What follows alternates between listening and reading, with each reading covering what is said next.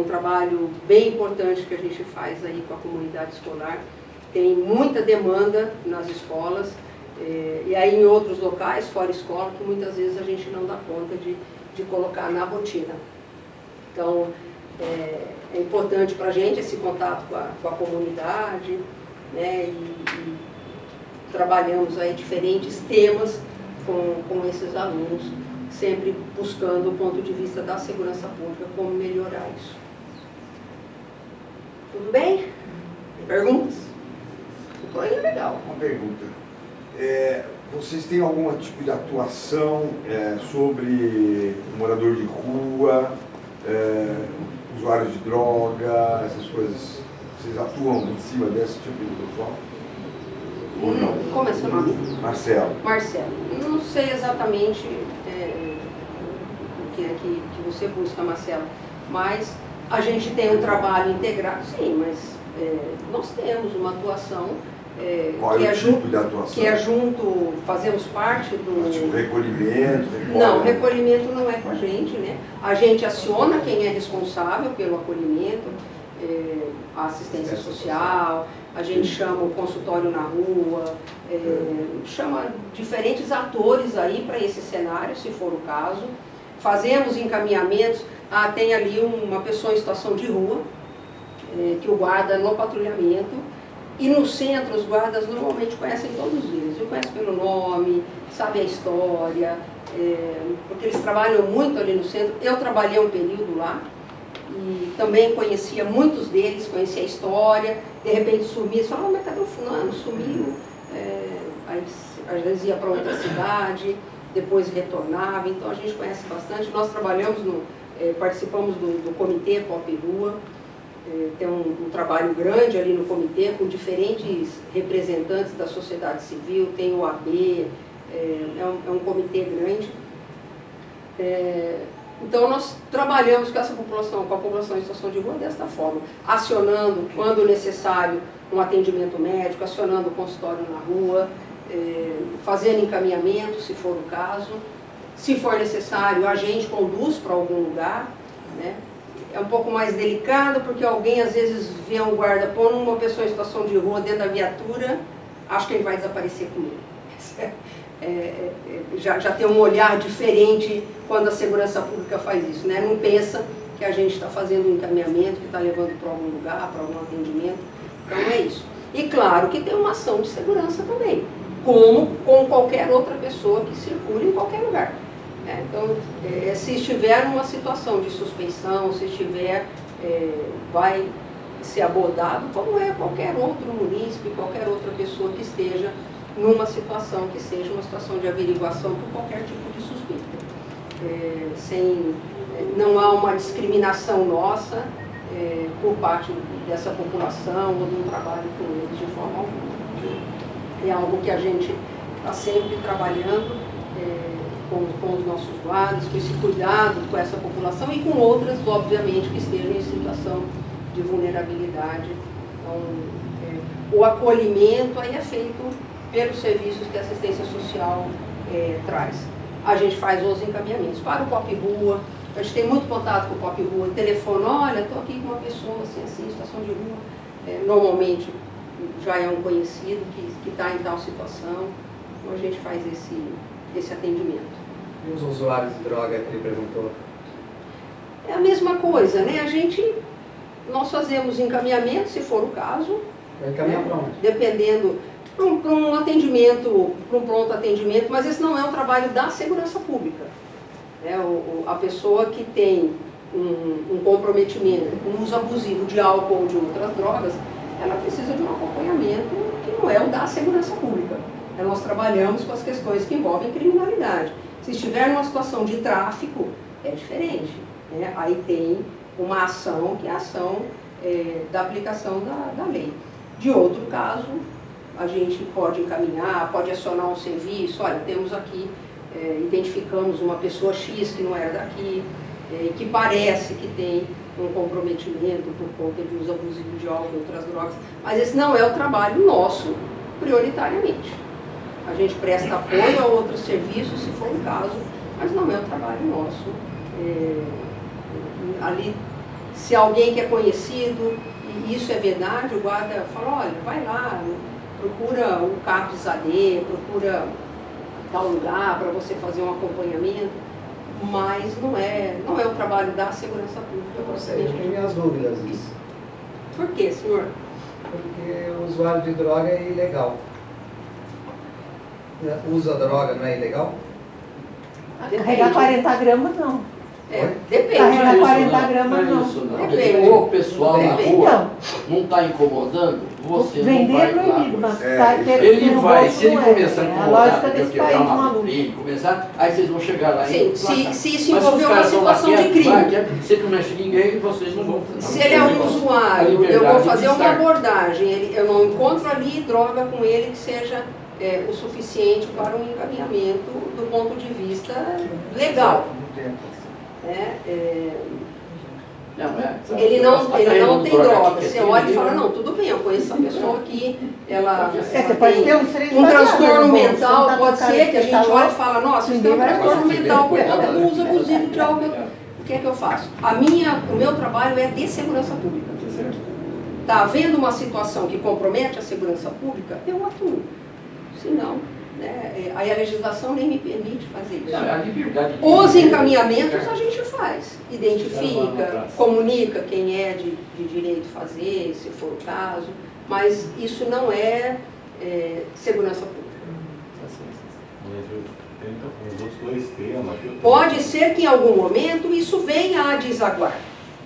Né? Pode ser que em algum momento esse usuário, essa pessoa que consome, que ela venha a praticar um crime para manter o vício. Né? Aí eu tenho um problema de segurança pública. Mas anteriormente não. É uma questão de saúde pública, é um debate muito extenso que a gente, sociedade, precisa fazer, dos cuidados que a gente precisa ter dentro das nossas casas, das questões que envolvem educação, saúde. É uma situação aí muito ampla, muito ampla.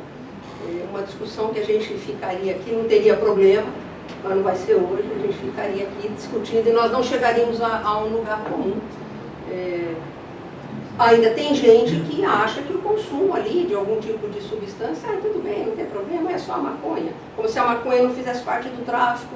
É uma discussão muito ampla que a sociedade precisa fazer em relação a isso, de qual é o quantitativo até da discriminação, do uso da droga.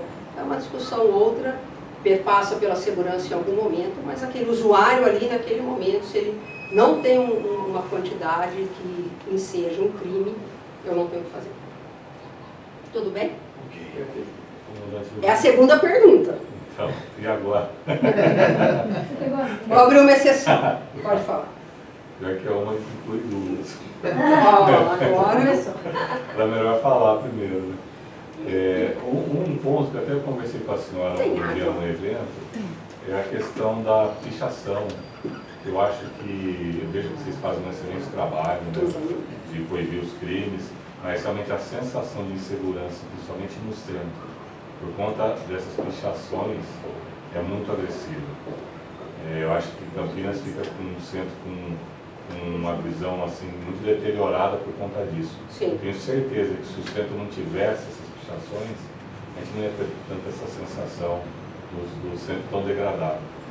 E aí eu queria saber se vocês têm projetos de tentar ver como proibir isso. Eu lembro, comentei com a senhora no evento, que eles tinham até Instagram sobre desafios, sim.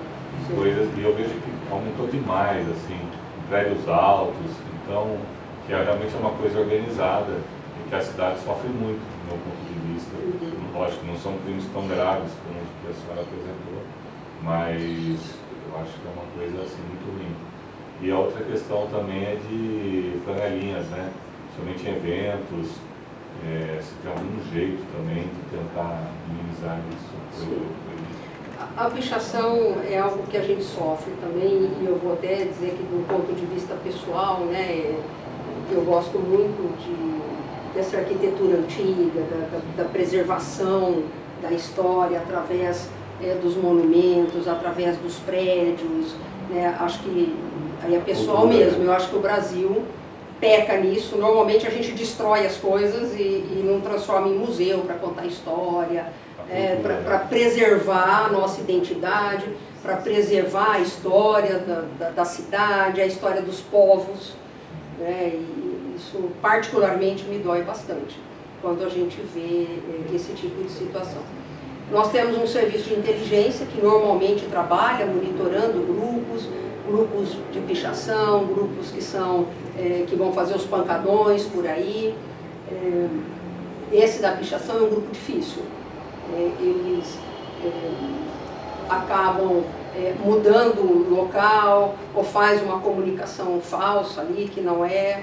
Eles têm um monitoramento ali, ele não vai sozinho, tem um monitoramento para observar se tem viatura se aproximando ou não. Então é um grupo muito difícil da gente pegar, embora nós façamos aí, eu não tenho o número aqui, não vou me lembrar de cabeça, mas a gente tem aí um número de prisões por pichação, tem aplicação de multa para aquele que é pego praticando dano de pichação, tanto, não só, mas também, tanto no espaço público como no privado, também existe, obrigada, e a gente faz isso, mas é um grupo difícil, como, de ser pego, como a pipa com cerol.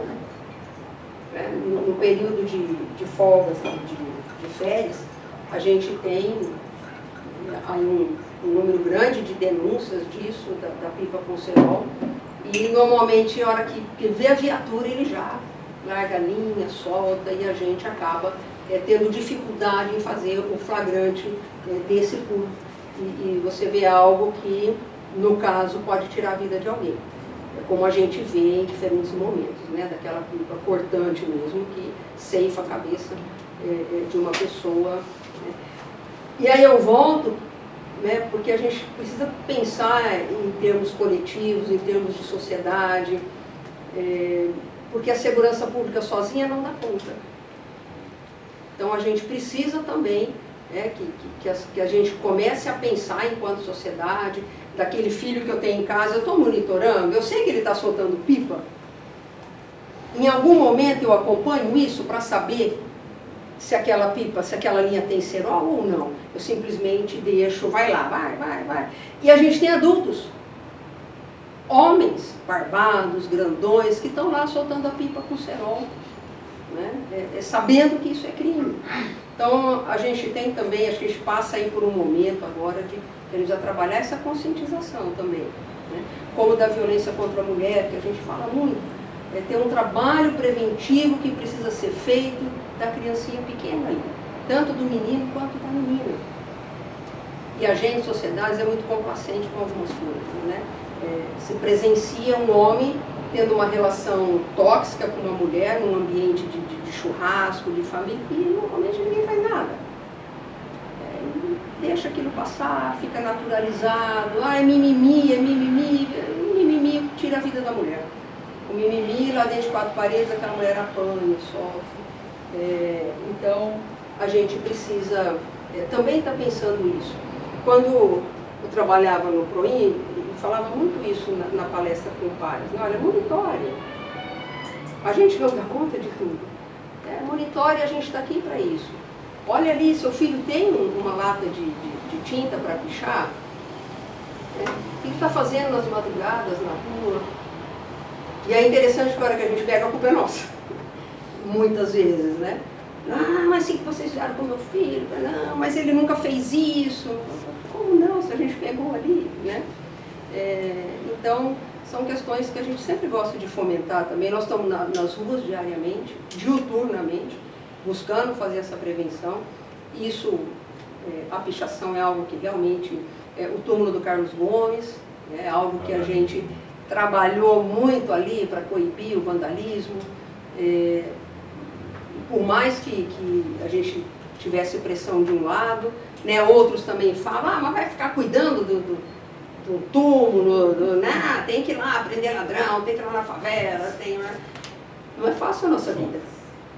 Não é fácil a nossa vida. Esses crimes de pichação precisaria ser flagrante ou não? Pode, se tiver alguma prova? Precisa, mas se a gente tiver indícios, né, já aconteceu algumas vezes, você identifica que houve uma pichação, próximo ao local você pega alguém você identifica ali como possível suspeito, aí a mão está suja de tinta, aí você olha a mochila, tem... muitas vezes a Polícia Civil, normalmente ela pede perícia para ver se aquela tinta que está bichada ela é fresca. Ah, isso foi feito hoje? Será? Porque se for algo antigo, ou que vai dizer, ah, não posso vincular que seja um flagrante que tenha acontecido agora. E esse monitoramento a gente faz. Até se alguém tiver informações, né, passa para a gente que o nosso serviço de inteligência vai trabalhando e a gente tem conseguido identificar assim, diferentes grupos. Essa prática que a gente tem visto de fazer a grafitagem em alguns lugares funciona, porque o pichador respeita a grafitagem. Então isso é bacana, você valoriza esses grupos que são de grafiteiros, que são de artistas aí de rua, que tem uma cultura por trás da grafitagem, e aí é respeitado. Mas eles vão realmente para lugares que às vezes a gente está patrulhando, eu olho e falo, como que pichou naquele lugar? Como que pichou ali? Tem um prédio aqui de uns 15 andares, bem em frente à prefeitura. Como consegue? Cara, é um negócio que me agride absurdamente isso. E ninguém, né, nunca tem nenhum tipo de acidente, nada. Eu vou dizer uma outra coisa, já teve, viu? Já teve. Não é comum, mas já teve, sim. De morte, inclusive, do pichador que caiu. A gente precisa também, às vezes, isso é muito comum. E é vulnerabilidade, né? Às vezes eles estão lá em cima, se eles entraram lá, eles podem entrar em qualquer lugar, né? E veja que uma pichação lá em cima, mesmo que a viatura esteja passando ali na hora, como que você enxerga lá em cima? Nós tivemos uma época no centro com alguns furtos de lojas, o proprietário abria a porta, a loja tinha sido furtada, né? Ah, a guarda não faz nada, a polícia não faz, estava entrando pelo telhado. Né?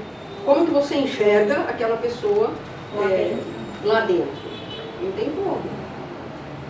Um trabalho aí muito intenso que nós fizemos para poder sanar esse problema de uma presença muito ostensiva mesmo, porque você não enxerga. Já aconteceu, inclusive, da gente tomar conhecimento, e olha só como são as coisas, né, hoje em dia, da gente tomar conhecimento de algum tipo de crime pela rede social. A pessoa filma ali, olha, está entrando ali naquele lugar, filma, posta numa rede social, mas ela não ligou no 53 nem no 90. Né? Põe lá no grupo do condomínio, o que aconteceu, não sei o quê, não aciona as forças de segurança, né? Então, são questões aí que a gente precisa pensar, vale mais um clique, vale mais postar para você ter um engajamento, não sei das quantas, do que fazer esse acionamento, ele é muito importante. Podemos avançar? Obrigado. Aqui a gente fala com essas crianças, né, com adolescentes, do cerol, da pichação, do dano ao patrimônio, da preservação que a gente tem que fazer, mas, e aí isso é pessoal, né, essa leitura que eu tenho dessa questão nossa de brasileiro que não preserva a memória. A gente não preserva, a gente não trabalha a nossa história, a gente não cultua nossos heróis, a gente reverencia os heróis de outros lugares, de outros países, né, os nossos não. É uma cultura, infelizmente, nossa, que eu espero aí que em algum momento possa mudar e a gente passe a cuidar um pouco mais desses espaços nossos. Por favor. O programa Égide, esse programa a gente implantou naquela ocasião em que a gente teve ataque às escolas, né, e uma série de denúncias de que isso aconteceria no Brasil também. Felizmente em Campinas não aconteceu nada. Todo mundo, Guarda Municipal, Polícia Militar, Polícia Civil, nós nos desdobramos aí para fazer o acompanhamento nas escolas, para que a gente não tivesse problema. Ainda hoje a gente faz um monitoramento disso, de apoio às escolas, quando chegam denúncias de que pode acontecer alguma coisa. A gente teve ali um momento, e entendemos que os pais tenham ficado extremamente preocupados, né? Mas a tal da fake news também, que vem imperando aí no Brasil, também é difícil. A gente não podia pôr uma viatura em frente à escola que alguém liga, o que está acontecendo? O que não sei? Patrulhamento. A gente está ali para fazer a segurança Isso causou, sabemos que todos têm essa preocupação com os seus filhos que estão lá, entendendo que pode acontecer alguma coisa, mas felizmente nós não tivemos nada. E esse programa aqui, que é de 23, né, é um programa em que eu estive conversando inúmeras reuniões com a educação, com o corpo docente, com o corpo gestor das escolas, para a gente pensar em ações de prevenção, de capacitação, de salas de monitoramento seguro, implantação de câmeras fora das unidades. Em alguns momentos tinha uma preocupação de, mas vai pôr câmera na sala de aula? Não, a gente não quer saber da aula. A câmera é voltada para fora, para a gente monitorar o entorno da escola, para saber o que é que está acontecendo ali, se tem uma situação que a gente precisa atuar de forma preventiva ou de forma reativa. Então, um trabalho amplo no bullying, intolerância, diversidades, combate à violência, à fake news. Então, tudo isso a gente leva essa discussão de maneira transversal dentro das unidades escolares. E o programa EGID tem essa intenção aí de fazer esse protocolo. Se eu tiver um ataque aqui, que era uma dúvida do corpo docente, né? Se entrar um agressor aqui, o que eu faço? Eu saio, eu fecho a porta, ou ele está lá fora, eu tento fugir. Coisa muito básica, né? Que para a gente, que é da segurança, é tranquilo de definir. Então, foram conversas importantes aí com a escola e é um projeto que está em andamento. Por favor, alguma questão? Não? Depois a gente não volta mais. O programa Gama foi criado em 2016, como eu falei, a gente completa 10 anos agora.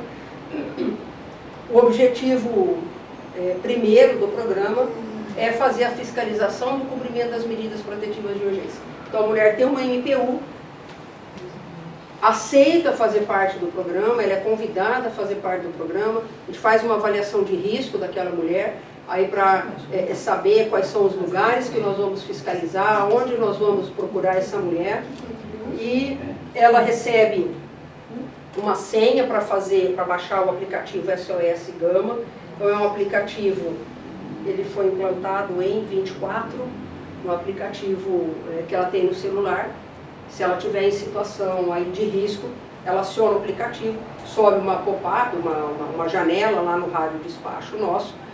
Esse aplicativo ele é georreferenciado, então a gente sabe de imediato onde está essa mulher. E aí nós encaminhamos a viatura para fazer o atendimento.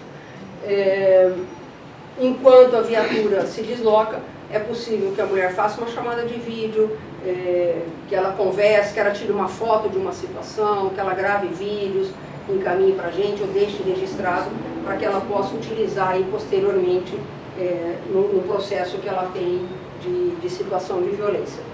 Então, as viaturas fazem esse patrulhamento, tem o SOS Gama, que é muito importante, e a gente faz palestras de divulgação do programa, de orientação a mulheres em situação de violência.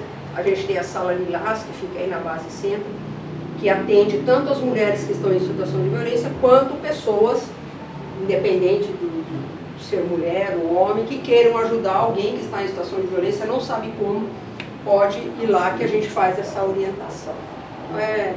Agora, as mulheres em situação de violência, elas são cadastradas. Sim. Vocês têm lá conhecimento fulano, nesse caso, entendeu? Se ela está fora disso daí, ela não pode participar do programa. Não. Não. Essa é uma condição sine qua non. Ela precisa ter medida protetiva de urgência, né? Porque não adianta eu trazer para o programa uma mulher que é vítima de violência, ela não tem BO, ela não tem medida protetiva. O meu guarda vai fazer o patrulhamento na casa dela, o autor da violência está lá. Naquele momento não está acontecendo nada, naquele momento ela não está sofrendo nenhum tipo de violência, eu não tenho o que fazer. E inclusive isso traz entre outras coisas, traz uma leitura para esse agressor, tá vendo, a guarda veio aqui não fez nada, então tá tudo bem, eu posso, né? A gente vira as costas, ele continua cometendo a violência. Então, o programa, que são as Maria da Penha, né, que existe, o nosso nome aqui é diferente, mas são as Patrulhas Maria da Penha em outras cidades. Normalmente esse trabalho, o grande desse trabalho é feito pelas guardas municipais, é um diferencial do trabalho das guardas. Então ela precisa ter uma medida protetiva de urgência para que a gente possa, inclusive, prender esse autor de violência se ele descumprir essa medida. Isso é muito importante. Precisa dessa conscientização de que a mulher tem que fazer o boletim de ocorrências, que ela tem que pedir a medida protetiva, senão o que a gente faz é orientar. Orienta, traz para palestras, encaminha para o CEAMO, né, que hoje é da Secretaria de Políticas para Mulheres, encaminha para o CRAS, dependendo do que for, se essa mulher, a gente vai atender a ocorrência, a mulher, não aconteceu nada, foi uma discussão de casal, já passou, o vizinho que implica, dependendo de como for, a gente entendendo, faz um encaminhamento, outro. A mulher normalmente ela está inserida na rede de saúde, por exemplo. Então, olha, vamos ficar de olho nessa mulher porque tem ali alguma situação que ela não relatou para a gente, mas pode ser que ela esteja numa situação de violência.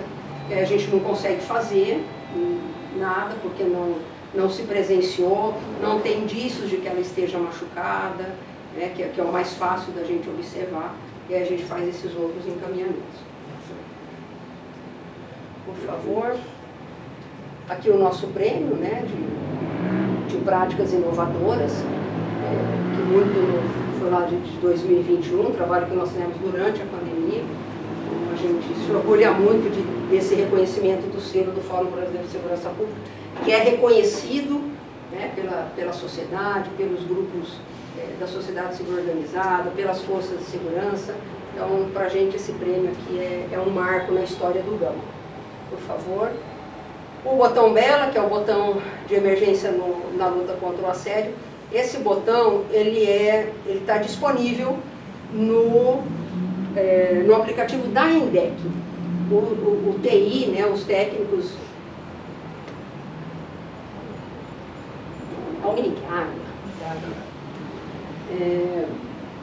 que desenvolveu, está ali na INDEC, vocês abrirem o aplicativo da INDEC, vai ver, ele fica fixo na borda inferior direita, ele não movimenta ali. Então, para a mulher fazer o acionamento, ela tem que fazer um cadastro anterior, porque se ela for fazer o acionamento na hora, ela vai ter que fazer um cadastro, aí não vai dar tempo. Para o assédio no transporte coletivo. Isso aí é para qualquer uma? Sim. Todas podem entrar o que sabem nas coisas, cada um tendo o seu celular. Isso. Coloca ali, sofreu assédio, infelizmente a gente não tem acionamento, né? E dá para entender, a mulher normalmente se sente muito constrangida, né? Imagina ali uma senhora casada com filhos, vai dizer que sofreu ali um assédio no ônibus, às vezes alguma coisa muito ostensiva que acontece. Então, a gente não tem esse acionamento. É georreferenciado também por GPS, então a mulher aciona, já aparece para a gente qual a linha de ônibus que ela está, qual o trajeto que esse ônibus faz pelo Maps, qual é o trajeto que esse ônibus faz, porque você pode aí ter a possibilidade de abordar o ônibus mais para frente, então a gente vai acompanhando, faz a abordagem, tem todo um treinamento específico para isso. Se por acaso ela descer do ônibus, porque pode acontecer, né, sei lá, o assediador pode obrigá-la a descer do ônibus, então aí a gente continua acompanhando pelo georreferenciamento do celular dela até conseguir fazer a abordagem. Esse é o Bela. Dentro do aplicativo da INDEC, além do Bela, tem um outro aplicativo em que é possível fazer denúncia. Então, eu não fui assediada, mas eu identifiquei que naquele ponto de ônibus tem um homem que sempre fica ali em tal horário, que ele tem um comportamento esquisito e tal, né? Posso fazer essa denúncia, entre outras, e aí a gente vai averiguar. Por favor. O SOS Gama, então, é o botão que eu falei. Esse número aqui não é mais esse, a gente tem uma oscilação, porque diariamente chegam as medidas protetivas de urgência, diariamente chegam adesões ao programa.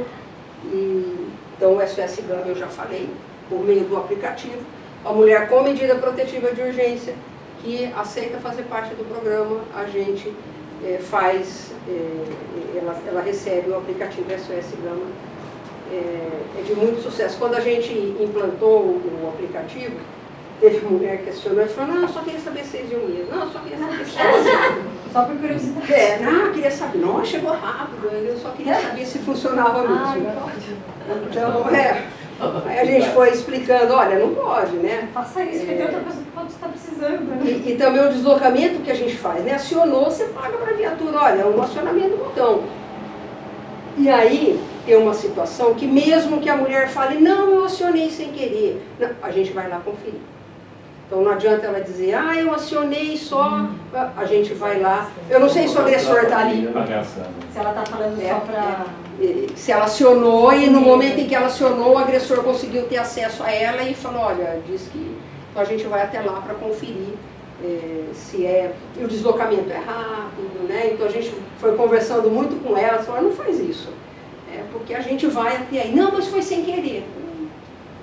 A gente não aceita isso como justificativa e nós vamos até lá conferir.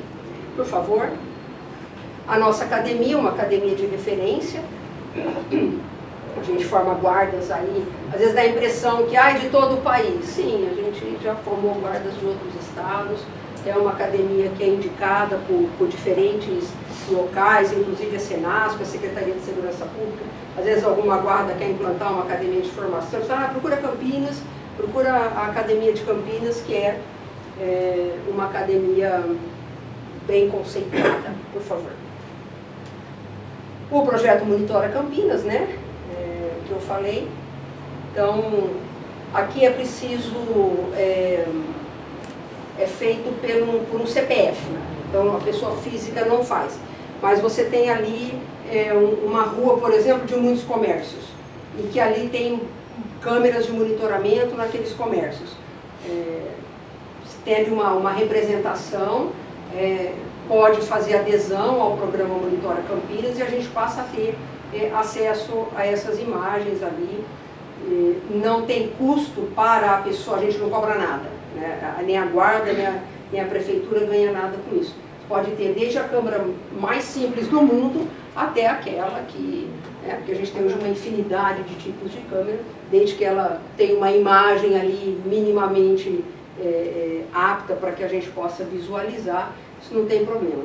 A única coisa que a gente faz, se for um local que não tem câmera, e aí aquela comunidade quer instalar, o que a gente pode fazer é encaminhar um técnico nosso para indicar, olha, é melhor colocar aqui, vamos pôr desse lado, mas a gente não indica quem coloca, a gente não indica câmera, nada, é por conta de quem for fazer. Às vezes tem alguns condomínios que nos procuram e fazem essa instalação das câmeras. Então, se ele já tem uma câmera lá, a gente aproveita, ninguém lá vai falar, troca por essa, que é melhor. É a câmera que você tem. Se for pedido alguma... mas se eu quiser melhorar, você quer melhorar? Você pode pôr uma dome, você pode pôr uma assim, mas a gente aí não indica também nem quem instala, nem marca de equipamento, aí é por conta e não tem custo. Nós não fazemos o monitoramento dessas câmeras. Nós temos um aplicativo de conversa. Então lá no condomínio normalmente tem alguém que visualiza essas câmeras, tem ali o segurança,